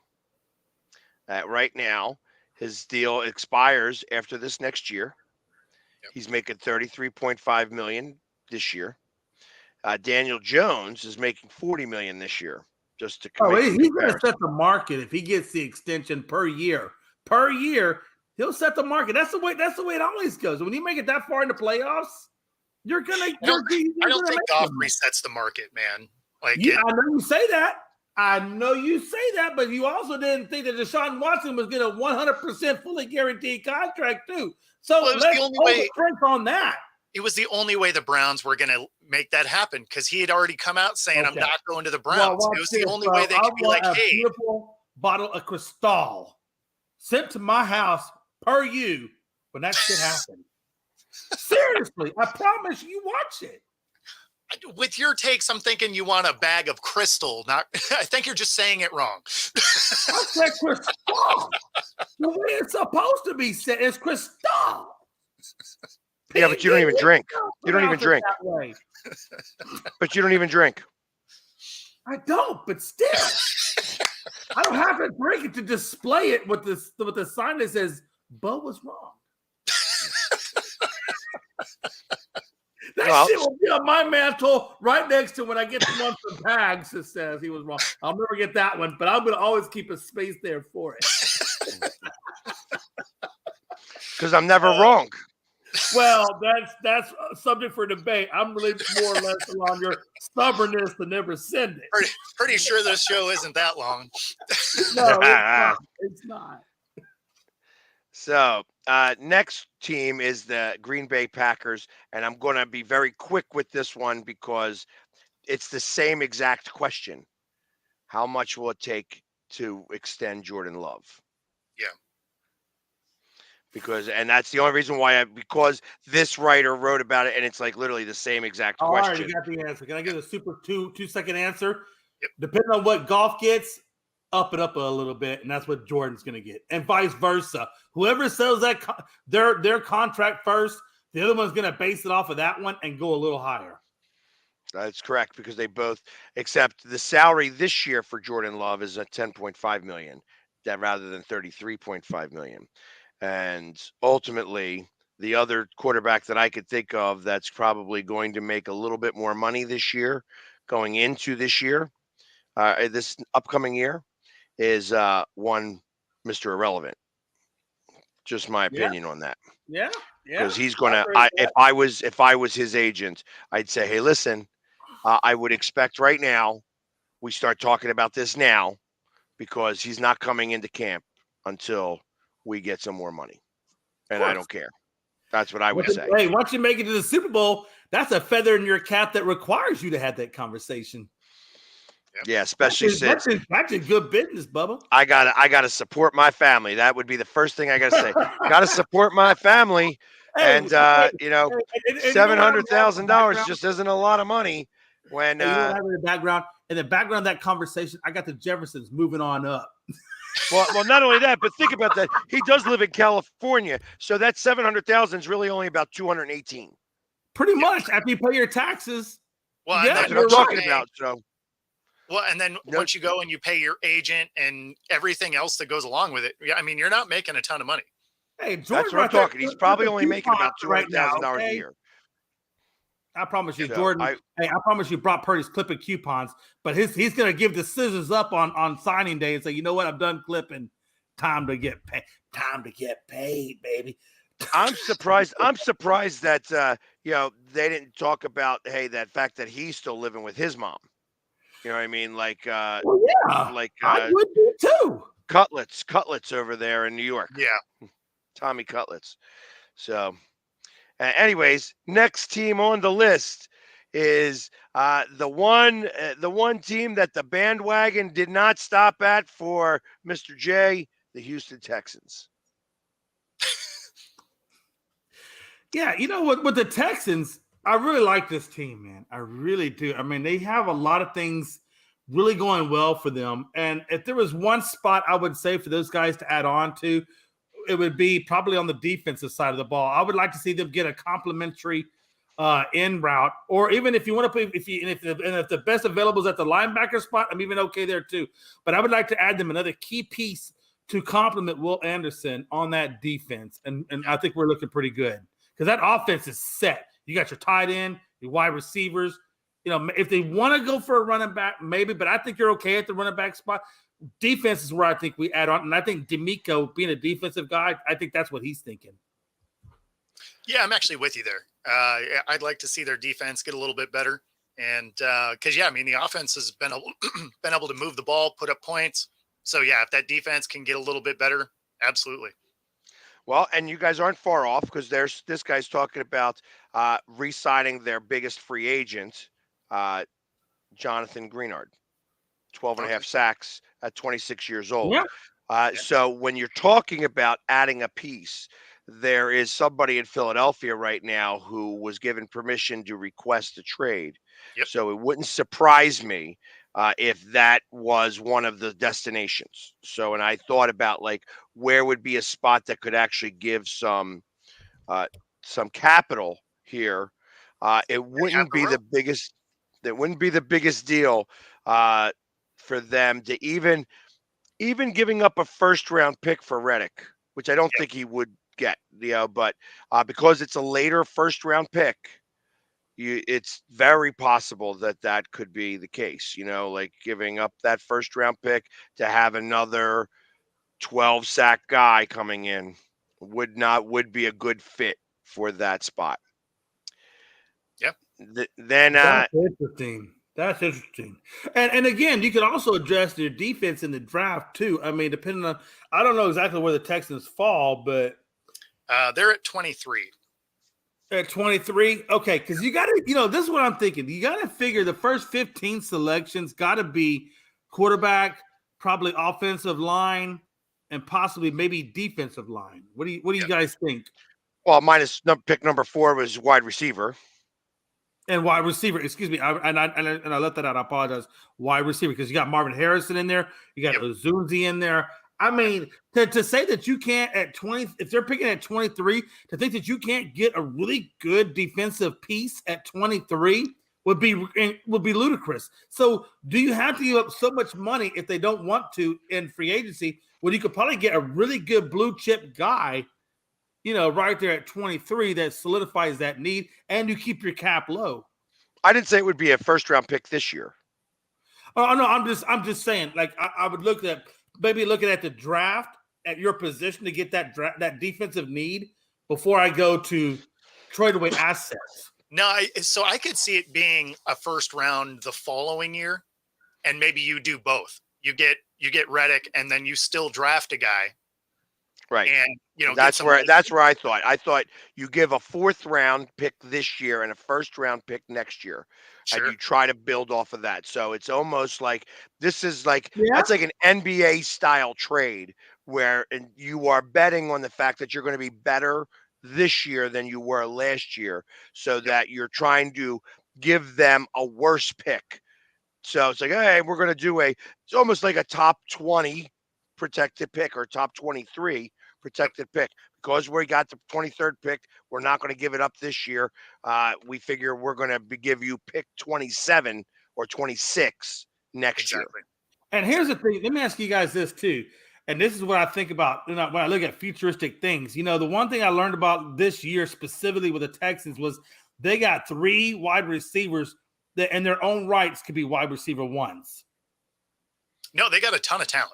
Like, what I'm saying is, so what I'm saying is this: they've all proven that they can be 1,000-yard plus receivers, given the opportunity. So I'm wondering, when their contracts come up, what are they going to command? And that's why I'm wondering, when we're looking at the Reddick situation, it's going to have to be with those guys in mind. Like, don't give up the whole world for this guy. Give up what you think is appropriate, but not so much so that you can't afford when these guys come up for contract that's just going to put you into a Dallas Cowboy $19 million above the cap situation. That's I'm sure they're looking at all of that, right? Yeah, of course. But I mean, at the same time, your windows to actually win are generally small, right? Oh yeah, of course. So you want to utilize these guys while they're on their rookie deals. So if you give up something to get a veteran presence in there, that's a 12 plus sack a year type of defensive player, you still draft a guy in the 1st round to help that defense out. You have the dynamic, offensive play that they had this last year. You could probably make a real splash in this, in postseason play, and you don't have to worry about these contracts for the most part for another 3 years or so. So, and then at that point, Reddick's probably not still on the roster anyway. I mean, there's things that, No, I understand what you're saying. So maybe they give this guy a 2-year deal so that by the time these wide receivers come up for contract, his deal would have already been off the books. And I get that. They probably would give him like a 2-year or maybe a 3-year with an option or something. I mean, and if that's the case, then I think that's totally worth doing. Yeah, absolutely. Yeah, I mean, if you can shore up that defense, the offense did enough to win a lot of games. Oh, yeah. Yeah, absolutely. Absolutely. Because I don't think you need all the talent. I think you just need the right coaching and the right guy and the right chemistry on your team, and you can make it work. I mean, the Chiefs don't have exactly all of the top guys, right? McDuffie was good. Jones was good. But, they make it work within that team because they buy into the concept of the team. And so rather than just spending money to spend money, as long as you have and I think D'Amico's doing that. I think Dan Campbell is doing that. They're the culture that they're cultivating. I don't think chemistry was an issue. I mean, they balled out. No, I'm just saying, like, chemistry sometimes can be, it's worth the weight in gold in terms of just trying to bring in all the top-notch talent, right? That's all I'm saying. I mean, we're talking about one dude. Like, we're not revamping the team. We're bringing in one defensive guy. So as long as he's not a problem, I think he'll be fine. I don't like you, Bo. Right. Oh, I'm sorry. Too much logic in that? All right. My bad. No, I just haven't got my free quesadilla or wings from you yet. I thought all this hyped up stuff. I'm sorry. Next team, please. I apologize for Bo. Right. Yeah, because you guys talking too much about Houston for somebody who's not on that bandwagon. Who's gonna throw that in there? But it's all good. I love you. Next team on the list, Indianapolis Colts. Oh, that's a good team. That's a good team to talk about. So this guy, I'm going to say what this guy's is because we'll never get this one. Can they keep Michael Pittman Jr.? You're right. I wouldn't have went there. Yeah, I wouldn't have gone there either. Is he? So I'm assuming because that's a question, that means he's up for contract. He is, and he had his best season. He had 109 receptions with 1152 yards, all from Minshew. A lot from Minshew, or most of this Minshew. Well, yeah, AR was hurt most of the time, so right. And they were talking about possibly putting the franchise tag on this guy. That never makes guys happy, that's for sure. They do have the 15th overall pick, so I mean, they could do some stuff. Because that's really the thing. They're thinking that their quarterback is going to be their quarterback, and that's going to elevate them to the playoffs. Sure. I do think they need a little bit better offensive line play, though. So, I mean, you do franchise tag him, but there are some good, I don't know. Yeah. Here's the deal. I look at 1152 is not bad. I would probably look at Ayuk and what he did in terms of yards per catch, and then maybe use that as a barometer because I think he was around 1,400 and some change and total yardage. And I know him being at 1,100. And then I would say, okay, look, here's Ayuk at 14 something. You're like down here at 11 something. I'm a franchise tag you this year. Let's see what you do under Anthony Richards a full season, hopefully healthy Anthony Richards. And then we can revisit it next year. And while we're doing that, we're going to address these other needs to hopefully get to a Super Bowl. And I think you're right. I think that offensive line has got to be where you put some of that money specifically. And I do still think they need another wideout to complement Pittman Jr. It doesn't have to be and again, this could be addressed in the second round, but you need to get somebody to complement Pittman Jr. to take some of the pressure off of him. And I also think some of that defense still needs to be relooked. I know you got Jonathan Taylor under contract, so you don't have to worry about your running back. But still, some of that defense needs to be looked at, and the offensive line has got to be paramount. And everything after that, you can look at another round. Okay, all of which I agree there. Because if they had a better offensive line, maybe AR would not have gotten hurt. Exactly. Absolutely. And he was actually having a really good season up until the point where he got hurt. So yeah, I mean, the problem was he got hurt multiple times this year. And I mean, a lot of that is because the pressure came in. He tried to play, some hero ball and run, and then ultimately gets hurt. So he needs that protection. Yeah. Correct. Next team on the list, the Jacksonville Jaguars. Can you get an entire defense with one pick? Like that's what I was thinking, but I'm glad you said it. Yeah, I mean they need some stuff. And their biggest guy is got to get re-signed. Josh Allen, as funny as that sounds. They do have to sign him. Yeah, he's at 17.5 sacks this year, and they need to sign him or else he's going to walk too. Yeah. Well, they're going to resign him. I think they do resign him. The point is what does their cap room look like after they sign him? Or even what is it? Because I don't have that number, but what is their cap room before they signed him? I don't know that answer. And I don't either, but I think that's something that's got to be in consideration. You've got to sign Josh Allen. Let's just get that out of the way. That's your best guy. Yeah. You're going to give him the Quan, and then you're going because look, what you get in him. You don't know what you get in the draft. You know whatever, but you know what you got in him. So you got to build everything around that guy. Yeah, no, I mean, dude's a monster. You have to keep him on your roster. Yes, I agree. So then you worried about Ridley, but I don't know if Ridley's your guy. I don't know that he's that big of a deal. Calvin Ridley. I think there's other ways you can go. Like if you could keep him, cool. If you can't, there's other options. The one thing I love about Calvin Ridley is like last year he didn't do a whole hell of a lot. And that was his first year back, so we're not expecting that. So that what I'm saying is in Jacksonville's favor, I don't think you have to give. I don't think he commands a lot. I think you get him on another one. If he's up for contract, then you put him on a 1-year deal. and let him earn, well, maybe some bonus incentives and let him earn the next contract. I don't think you got to give him the Quan. Why would you? Because he actually is a good wide receiver and Well, he's there. He is. No, he's a great receiver. When he's not gambling. What is it? Well, again, and that's the thing, right? No, I'm glad you said that, but that's why I think you give a prove it and earn it deal. You say, look, I'm gonna give you 1 year, X amount. Let's grow the X amount for that 1 year, and then let me see you under 1 more year because you haven't done a whole lot for our team coming off of that issue that you had. So let me see 1 really productive year out of you, and then I'm gonna give you the damn Quan on the next contract. I mean, otherwise, I think you let him go because loves that movie. He loves that movie. Right? I mean, I feel like I'm sorry. Jay, you complete me. You complete me, Jay. I feel like never wanted to say this about Bags, but opposites do attract, Bags. It feels really forced in there. I don't know.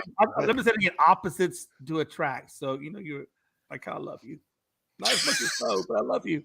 But also, in the process of this, they also have to re-sign Trevor Lawrence. Yes, they do. Figure out about him too. So my truth of the matter is that he's obviously got 1 more season left before he needs to get re-signed. If I am the general manager, I'd consider giving Josh Allen the franchise tag, doing Ridley, and working on Trevor Lawrence's extension this year because that's going to be the bigger extension of the two. And then, Ridley, I'd almost let him slide. Yeah. Like you just figure out like, hey, do you want to stay? I'll offer you a contract that would be worthwhile. If you decide that this is not going to cover your gambling debts, then at that point you have to make those decisions. Right, because I don't think 1 year removed from the suspension, you go out and give him the lucrative contract, especially since his production wasn't there. I think you got to give it time. You don't just go all in on a guy that's suspect. No, and that's why I said if you could sign him, cool, but that's not a requirement. You got other things. And let me ask you this, guys. What other team out? Well, I don't want to say because I'm sure there is a team out there, but how many other teams out there, based on his last year's production and his gambling issues, is going to go out there and just give him the contract you think he's looking for? Well, I don't foresee Cleveland and Atlanta. Yeah, and I don't see him getting nailed for gambling again or anything. I don't foresee that being an issue. It's not like he was Josh Gordon where he just couldn't not smoke, right? Like I think this was one where he did it, got nailed for it. He seems like he probably would have learned something from this, or at least you'd like to think so. But yeah, I could see Atlanta. One thing about the human psyche, nothing is ever a guarantee. No, definitely not. Because you don't know how deep that gambling addiction goes. Yep. And so, okey-doke. Next on the list, our Super Bowl champion, Kansas City Chiefs. Receiver. Yes. Well, I don't know, man. Reed did a good job. Is that really the guy you think? Reed did it. I mean, Rice. I'm sorry, Rashid Rice. I think did a good job. I'm going defense. I'm gonna go the other route with that. I think defense. They had their best defense area. They had their best defense since Mahomes has been there. That defense is solid. I don't know if it was totally as solid as you thought it was because they were looking pretty rough toward the end. I disagree. I disagree with what you're saying completely there, Jay. I agree. It is the defense. It is the defense. But Snead and Jones are both free agents. Yeah. And that's a big one. Yeah. It's you got Patrick Mahomes on the other side, so you don't worry about the receivers. You got Pat. That's. So why are you disagreeing with me then? Well, no, I disagree with what you were saying in terms of the premise of their defense being bad. No. Right. No, their defense was not bad. I'm saying that it needs to be looked at. No, I think that they had a top 5 defense. They had a top 5 defense. This was the year that defense won championship.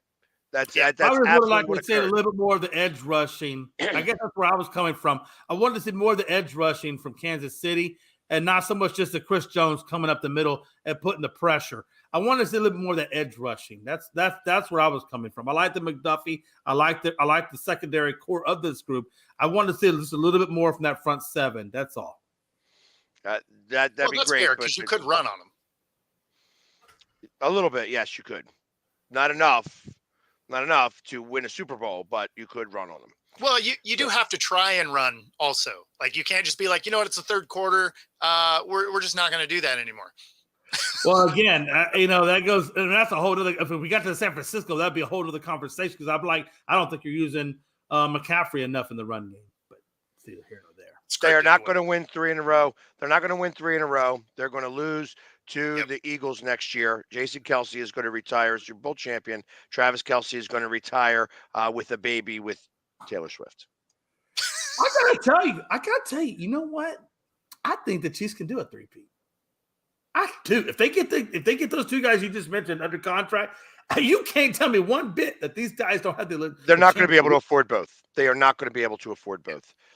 And I understand. I would say just get Jones under contract. Out of the two, get Jones under contract. Worry about the other guy in the draft or wherever you need to. But I think this team can repeat. I totally think they can repeat. Well, it's possible, but I am going to say no. I should say repeat. I should say three-peat. Repeat. Yeah. Yeah, I don't foresee them. I don't foresee them three-peating. It's okay. Everybody said the same shit last year, including even me. But I did pick them to win the Super Bowl. I want to say that. But I will tell you, in transparency, at the beginning of the season, I didn't see it. It wasn't until after the Baltimore game that I said, you know what? Wasn't until after the confetti fell. I got you. You know what? Hey, no, seriously though, after that Baltimore game, I said, you know what? This team can do it. I think they had the right culture in this group and experience in this group enough that they can do it. And I think they proved it time and time again. Every time we say some shit like that, we wind up eating a good helping dose of humble pie. And the both of you ate humble pie at the Super Bowl. But you know who didn't? This guy. What are you talking about? I picked the Chiefs. Did you? I thought you picked the 49ers. I did not. Then I retract my last statement that we got an Oreo effect. And guess who's the cream filling? Something wrong with you, man. So I'm going to stop right there. We'll stop. The next team is the Las Vegas Raiders, so we're gonna stop there. We'll finish this up tomorrow. But that gives us a few minutes to talk about one of the things that I did want to mention. I actually have written down on my notes of things to talk about because I do prepare just that much, just a little bit. My question for you. I have a trivia question for the both of you. Throughout the 58 Super Bowls, how many quarterbacks have won? Oh, fuck, 58. Damn, now we gotta start going into multiple. You don't have to. I mean, you guys could take just an educated guess. You know what I mean? You don't have to go crazy. Okay. So I'm gonna say Aiken got 3. I'm gonna say Bradshaw got 4. I'm gonna go like what, 20, 22 maybe. 58. I'm gonna say I know this is the time I got to make this quick, so I'm going to say an educated guess around 31, 32. So I'm going to say 31. Actually, it's kind of right in between you, although you would be closer. Jay, it's 27. 27 quarterbacks have won the Super Bowl. If somebody brought that to my attention, actually a Jacksonville Jaguars fan brought it up. And as we were figuring out that since the year 2000, there has only been like 8 quarterbacks to have won. Yeah. Is that insane or what? It kind of is. Yeah, because you got it. Both Mannings, they equal 4. You have Ben Roethlisberger, he won 2. You have Mahomes with 3. You have Brady with 7. Yep. Yeah. And then you have Aikman with 3.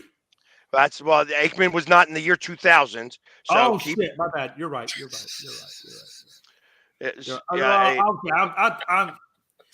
bro, you could just die. Damn it. So natural causes. Hey, I was just laughing. I didn't swing You at that die of natural softball, causes. because I could have put that out in the stands, but I just let that one roll by. I just laughed. No, Bo, because everything else in your life you lack Exactly. So you know what? And you know what, Pags? I'm not even Coming mad that you soon did on that. I'm still VHS. waiting on that take because I still have the original VCR. Let's go. So I actually, the reason why I even have that tape out here is because I borrowed somebody's VCR. I think that's that tape that I keep showing is my skydiving when I went skydiving, and I want to actually record it in a real sense. So, because I That's pretty actually cool. went. Well, damn, you've been that tells you how long ago it's been since you went skydiving. Then probably had a full head of hair instead of the mohawk. Yes, I did. In fact, somebody posted a picture yesterday. They wanted me to show my Navy picture, and they showed me a picture of me from when I was in the Navy to yesterday when I was all painted up in Flyers gear, and it was a very unique difference, Yeah, no to doubt. say the least. Maybe that's something that you wouldn't mind sharing with the viewers, because I honestly would be curious to see your Navy photo. To be honest with you, so maybe that's something I'll we get show for that. later show. I will show that tomorrow. Yeah, we will. Big fans. Jay is out looking out for you. I know you all want to. If I want to see it, I know you want to see it. So I will show. I don't have many Navy pictures, but I do have my one from boot camp, and things like that. So, but yeah, I was very young then. I went into boot camp at 17 years old. I went at 19. So I had my 18th birthday in boot camp. But yes, 27 total Super Bowl winners. That's interesting. It's just that it's so few because that's like half. Like half the Super Bowls were repeats. Well, and even when you think back to more than early one. Super Bowls, a lot of them went back to back with guys. And think about just from that number of 27, how many starting quarterbacks there have been from that time. Just this year, because everybody that got hurt. No, you're right. There's been a lot. There were more starting quarterbacks this year than there have been Super Bowls. So I'm going to give you the list because I actually took a picture of this. And I was like, okay, this is something really good to talk about here, because obviously you have Tom Brady with 7, Bradshaw and Montana with 4 each. Aikman had 3. Now Patrick Mahomes also has 3 as well. John, here's all the ones with 2. John Elway, Bob Greasy, Eli Manning, Peyton Manning, Jim Plunkett, Ben Roethlisberger, Bart Starr, Roger Staubach. Yeah. Here are all the ones. Joe Namath, Len Dawson, Johnny Unitas, Ken Stabler, Joe Theismann, Jim McMahon, Phil Simms, Doug Williams, Jeff Hostetler, Mark Rippon, Steve Young, Brett Favre, Kurt Warner, Trent Dilfer, Brad Johnson, Drew Brees, Aaron Rodgers, Joe Flacco, Russell Wilson, Nick Foles, Matthew Stafford. Let me ask you a question. On all the ones that you named that have one Super Bowl to their name, why is it that it's Joe Namath's name? Because he only has one like everybody else, but his name is kind of still somewhat legendary in the NFL sports world. It's weird. Like, you know what I'm saying? Like, it has that mystique to his name. Well, here's the reason. 1, he called his shot. 2, he was the first one to win from the AFC. Okay, that's a good point. And he did have that Joe Flair with the mink coats and stuff. If he lost that Super Bowl, it was possible that the AFC was not going to merge. Because it took that win for them to actually do the merger and make it under one NFL. And that's a cool history moment, by the way, on this show. You got that cool history. Because quite honestly, I didn't know that. I'm glad you brought that up because I didn't know that. Interesting. Okay. Cool. Yeah, that's just the way it was. So and then of course the following year was Kansas City. Right. and their iconic coach. I just remember Kansas City rolled over them like it was like a crush of Kansas City. Think about this though, you know, back in the day, how many rounds were there in the draft? How about this? How many rounds were in the 1980 NFL draft? Let's see. That had like 8, didn't it? Say one more time that question, please. It was like 8 or 10 rounds, something like that. I You're thought way it was, off. I thought it was longer than the draft is today. It is longer. So in 1980, it was 12 rounds, but I think that 12 they rounds. even goes back. Let's go 70. How many rounds were there? But also, the draft has grown over obviously the decades then because more It people shrank. are now in it. It shrank. Right. It shrank back down. It's shrank to 7 now, and 7 is all they're going to have from here on out. But in 1970, there was 17 rounds. Ooh, wow. So that's crazy. And in 1960, 20 rounds. But there was only 240 selections. So you had 20 rounds of, 12 teams picking.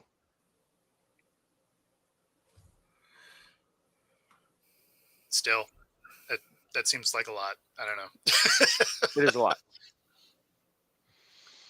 It is a lot. So, but anyways, so there you go. That was my trivia question for the day.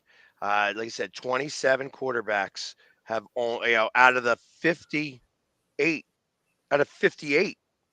potential quarterbacks. So finding that quarterback has to be the most paramount of situations for teams. It absolutely has to be. You're going to need the quarterback. It's worth every bit of 3 first-round picks. So, Chicago. If you think it's your guy. Chicago, you should think about that. I mean, everybody in the top 5, really, because ultimately, if you don't think your quarterback, if you think you got all your eggs in the one basket for your one quarterback and you don't like the other quarterbacks, trade back and wait for the next year. Yep. Because like I said, it's the proof is in this pudding now. Absolutely in this pudding. It was just it surprised me when I saw this. I was like, wow, this is. I counted them. Like I was literally like, how many are there all day, and how many were in just from the year 2000? Because you think of since 2000, it's really small because you've got Brady with 7 and Mahomes with 3, and both Mannings and Roethlisberger take up another 6 at 16 out of the 23 years. Yeah. 24 years, actually. So that's only 8 quarterbacks left. Yep. Yeah. And you know what? The Eagles have one of those quarterbacks. The Seahawks have one of those quarterbacks. It's true. I'll give you that. Yeah. Yeah. I mean, and Fox that broadcasting $5 might get you a quesadillas at the local grocery mart. Hey, but you know what? It was Romo's 3rd Super Bowl. It was. Hey, look, man. Hey, look, I'm just glad Romo made it to the Super Bowl. Even if he had to do it in the broadcasting booth, it's all good. Go, Romo. There you go. You still. That being said, hey, we have come to the end of our show. It's the end of our 2 hours. Again, everybody, thank you very much for hanging with us all day today. We will be back tomorrow. Well, we're going to finish from the Las Vegas Raiders on down and answer what everybody's burning question is, and maybe even talk about other sports because there is other things going on in the sports world. We just don't talk about it very much. So everybody, thank you very much, and we will see you guys tomorrow. Take care.